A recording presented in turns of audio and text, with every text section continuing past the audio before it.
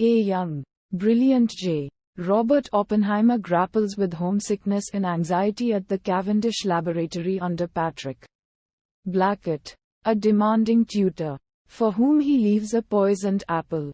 Niels Bohr, a visiting lecturer, unknowingly comes across it, and Oppenheimer stops him from eating it in time. After completing his Ph.D. in physics at the University of Göttingen in Germany, he returns to the United States. Driven by the absence of research on quantum physics, he starts teaching at the University of California, Berkeley, while also dedicating time to the California Institute of Technology.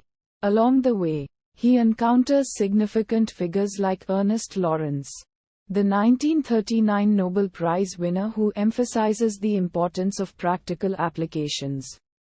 Jean Tatlock, a member of the Communist Party USA with whom he has an on and off romantic relationship until her eventual suicide, and biologist Catherine Punning, whom he later marries.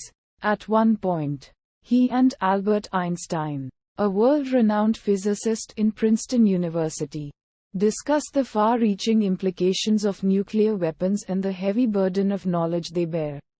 Leslie Groves approaches Oppenheimer and requests his involvement in the development of the atomic bomb Manhattan Project, but only after Oppenheimer assures them of having no sympathies for communism. Consequently, Oppenheimer assembles a team of scientists to work together and create the atomic bomb in Los Alamos, aiming to use it as a means to save the world despite the concerns about the potential global repercussions, in particular, the danger of the Nazis and their treatment of Jewish people drives Oppenheimer.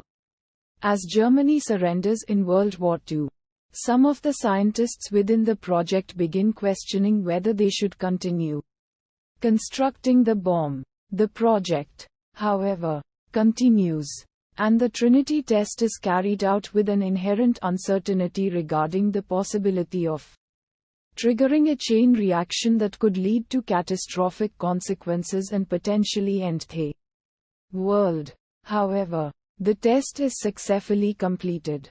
Right before the Potsdam Conference, U.S. President Harry S. Truman makes the decision to drop atomic bombs on Hiroshima and Nagasaki. Devastated by the immense destruction caused by these bombings, Oppenheimer meets with Truman in his office, who is disgusted by Oppenheimer's emotional state and perceives it as weakness. In their meeting, he absolves Oppenheimer of all responsibility for the bombings, but Oppenheimer holds himself accountable.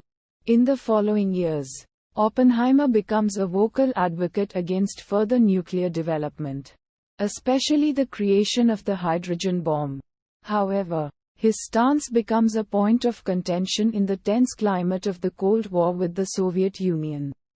Oppenheimer's perceived left-wing ties and association with Tatlock draw suspicion from government officials.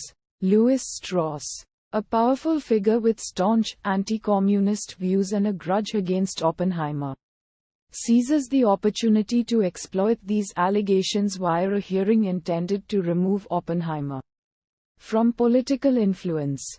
Oppenheimer's security clearance is revoked, and the revelation of his affair with Tatlock and the suspicion of his ties to communism lead to his fall from grace, effectively silencing his influence in matters of atomic energy and national security.